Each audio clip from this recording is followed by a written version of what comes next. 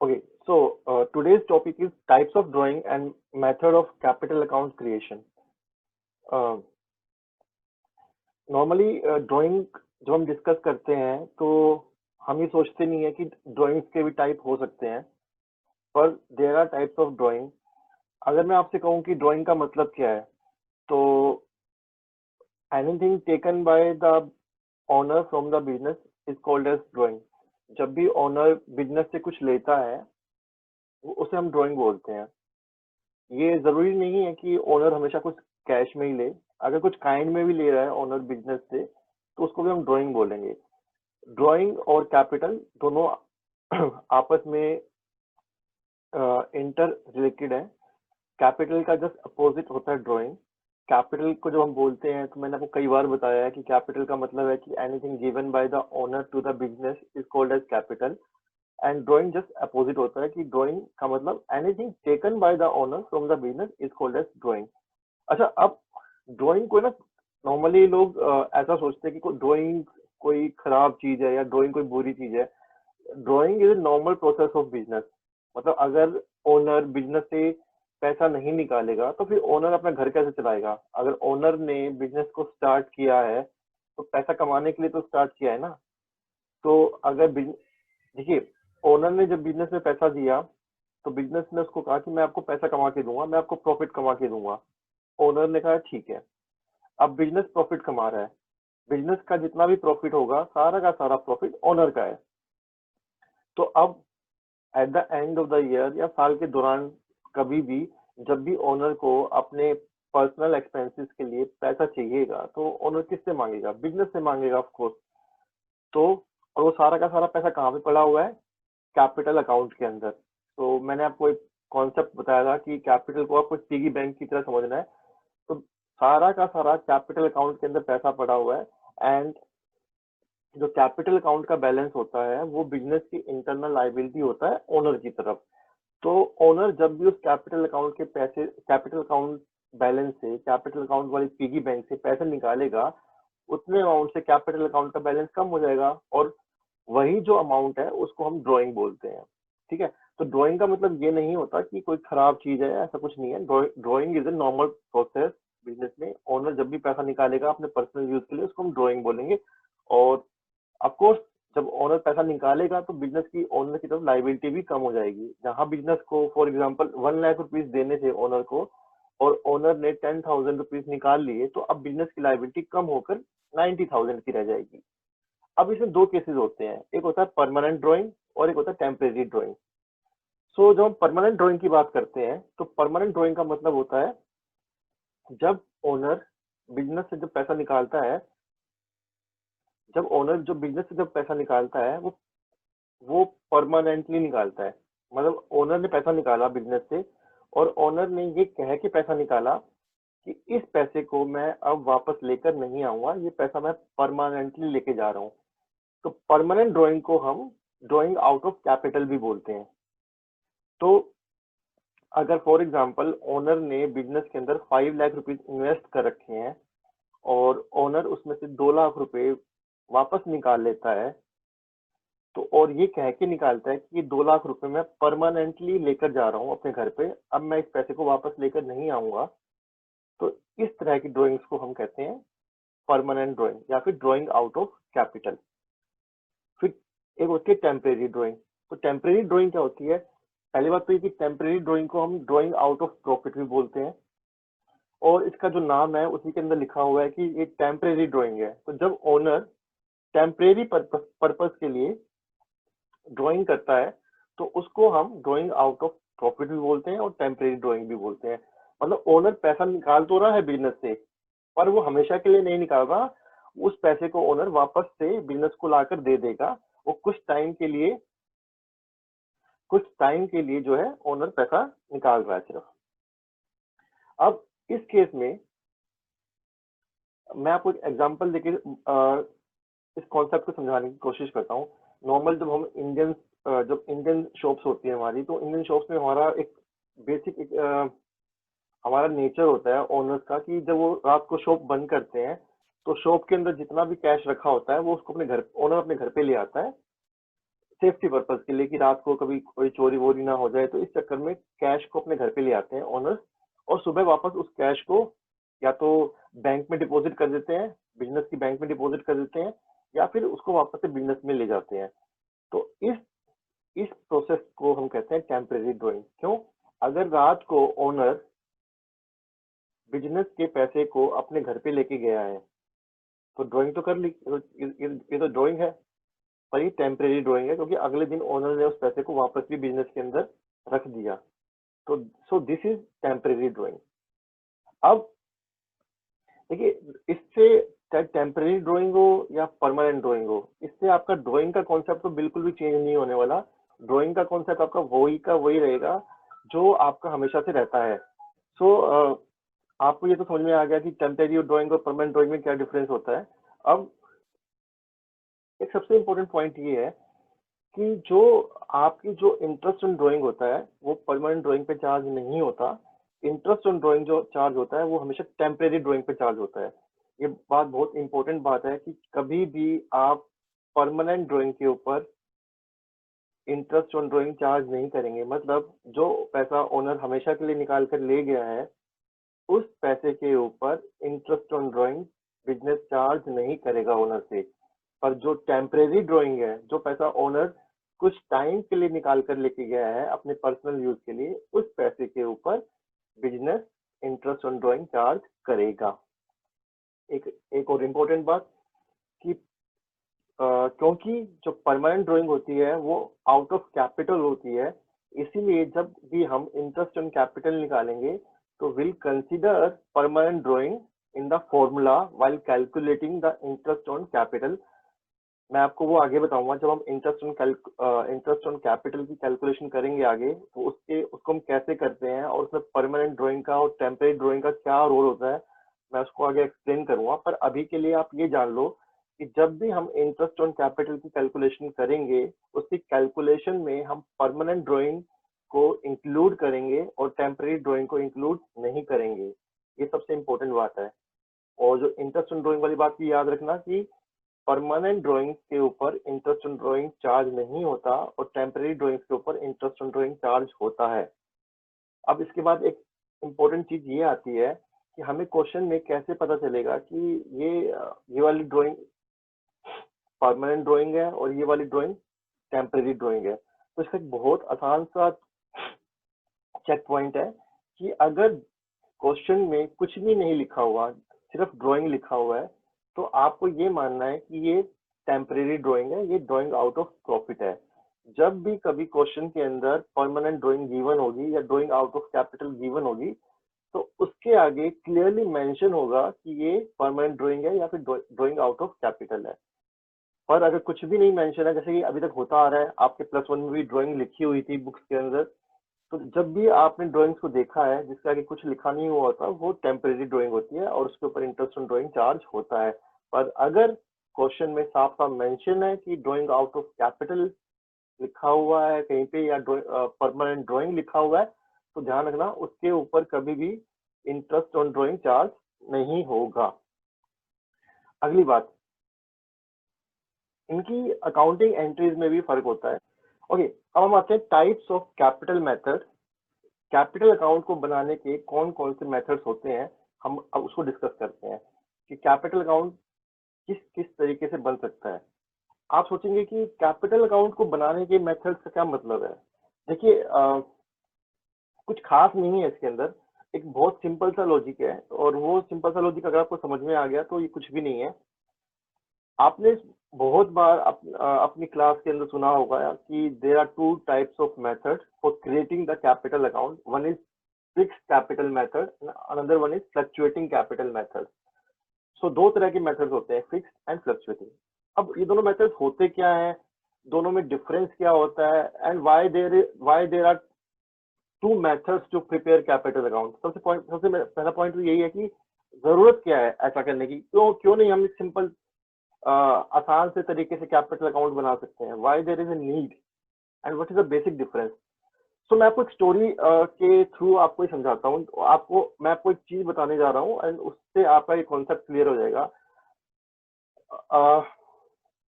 जैसे कि for example मैं बिजनेस हूँ and Divya is my owner. Divya मेरी ओनर है और मैं बिजनेस हूँ।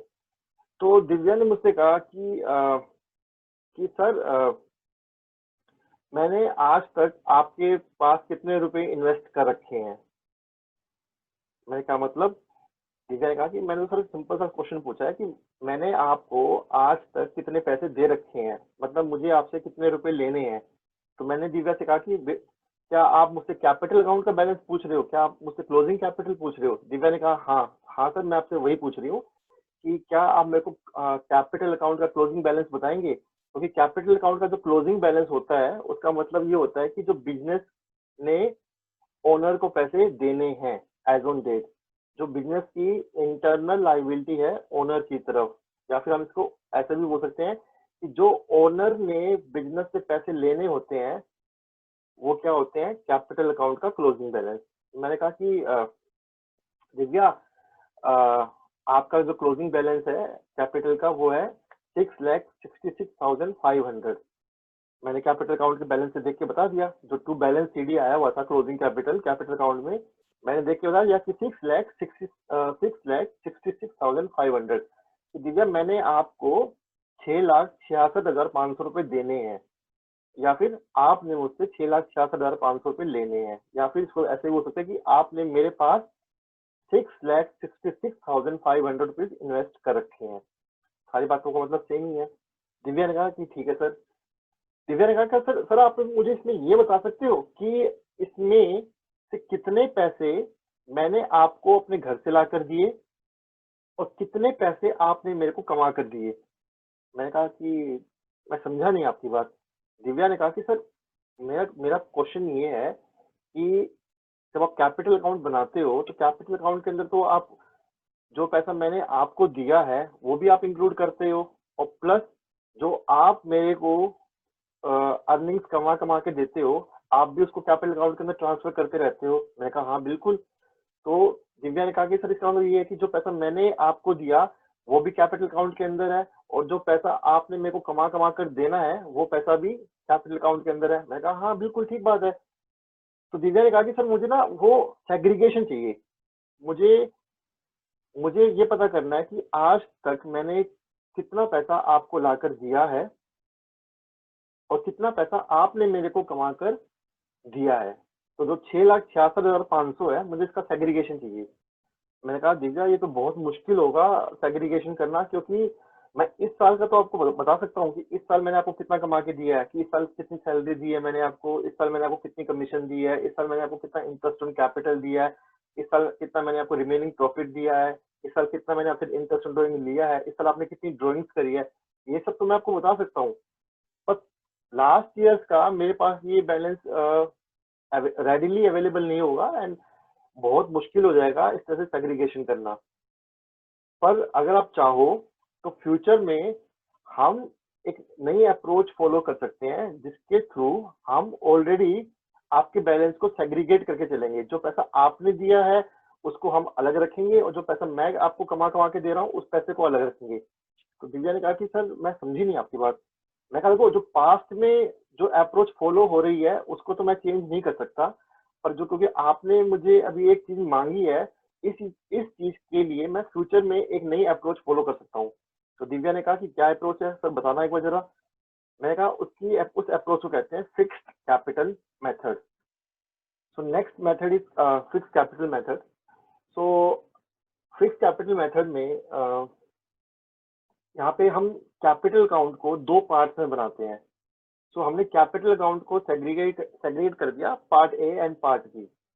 तो दिव्या ने मुझसे पूछा कि सर यहाँ पे आपने क्या स्पेशल किया है कि जो हमने प्रीवियस स्लाइड में नहीं किया। अगर आपको प्रीवियस स्लाइड दिखाऊं, प्रीवियस स्लाइड के अंदर कैपिटल अकाउंट हमने ऐसे बनाया, लेकिन इस स्लाइड और ये है हमारा फ्लक्चुएटिंग कैपिटल मेथड, और नेक्स्ट है हमारा फिक्स्ड कैपिटल मेथड। यहाँ पे मैंने उसी कैपिटल अकाउंट को दो पार्ट्स में बनाया। अगर तो मैंने कहा दिव्या को, दिव्या देखो यहाँ पे जो कैपिटल अकाउंट का पार्ट ए है, पार्ट ए के अंदर मैं सिर्फ उन्हीं ट्रांजेक्शन को रखूंगा जिसमें आप पैसा लेके आ रहे हो अपने घर से और जिसमें आप पैसा लेकर जा रहे हो अपने घर पे।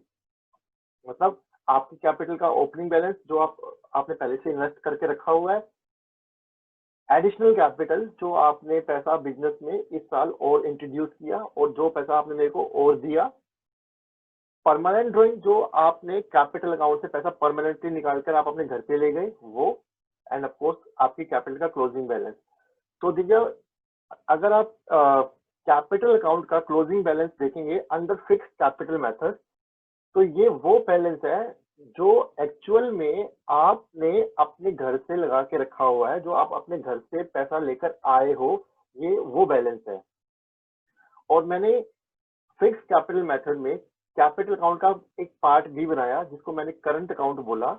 इस करंट अकाउंट के अंदर मैं वो ट्रांजेक्शन्स को रिकॉर्ड करूंगा जो मैं आपको अर्निंग्स दे रहा हूँ in the form of salary, in the form of commission, in the form of interest on capital, in the form of remaining profit, और जो मैंने आपसे इंटरेस्ट ऑन ड्राइंग चार्ज किया, और जो आपने टेम्परेरी ड्राइंग मेरे थ्रू की है, ये सारी ट्रांजैक्शन हम करंट अकाउंट में रिकॉर्ड करेंगे। तो इस फिक्स कैपिटल मेथड में हमारे पास कैपिटल अकाउंट के दो बैलेंसेस होंगे, एक पार्ट ए का बैलेंस, एक पार्ट बी का बैलेंस।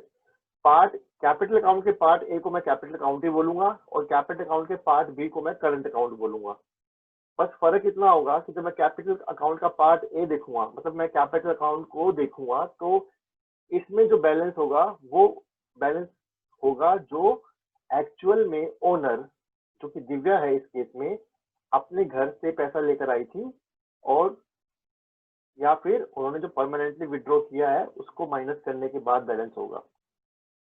और जो करंट अकाउंट का बैलेंस होगा, करंट अकाउंट का बैलेंस हमें ये बताएगा कि ये वो पैसा है जो बिजनेस ने आज तक दिव्या को कमा कर दिया है,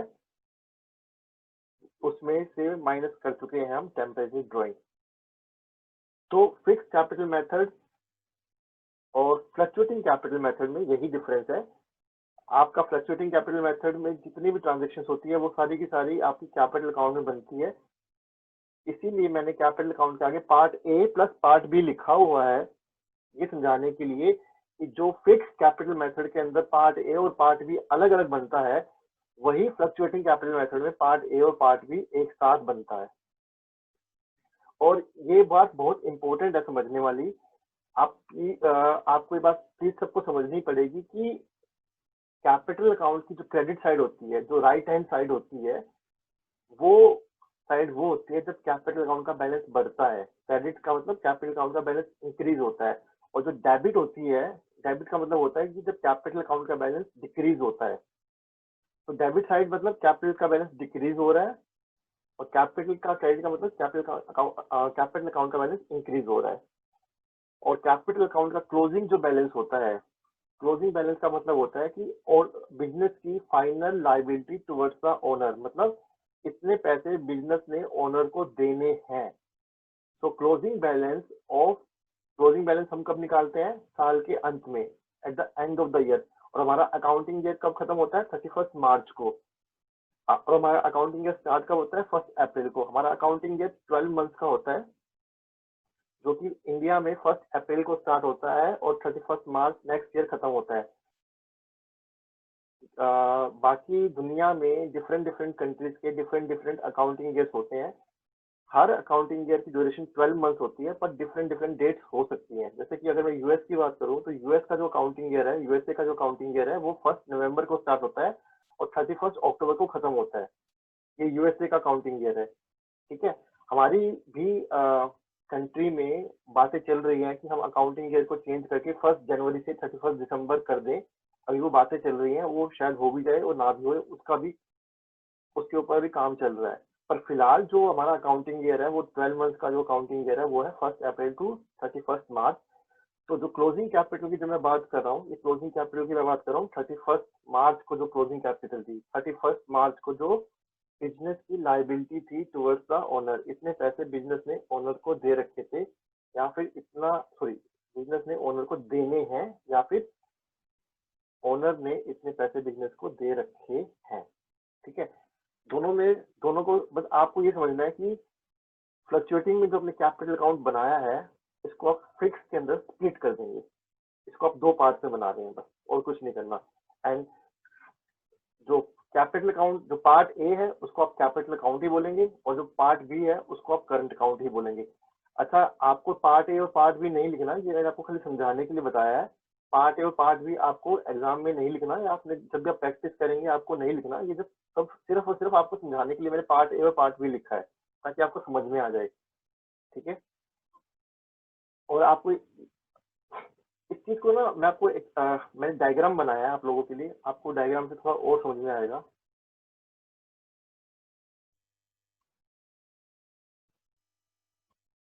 देखिए, एक तरफ ओनर है आपका, जिसको हम पार्टनर भी बोल रहे हैं इस केस में, और एक तरफ बिजनेस है, और बीच में आपकी कैपिटल अकाउंट की पिगी बैंक रखी हुई है। पिगी बैंक आप समझ रहे हैं, हिंदी में हम गुल्लक बोलते हैं इसको।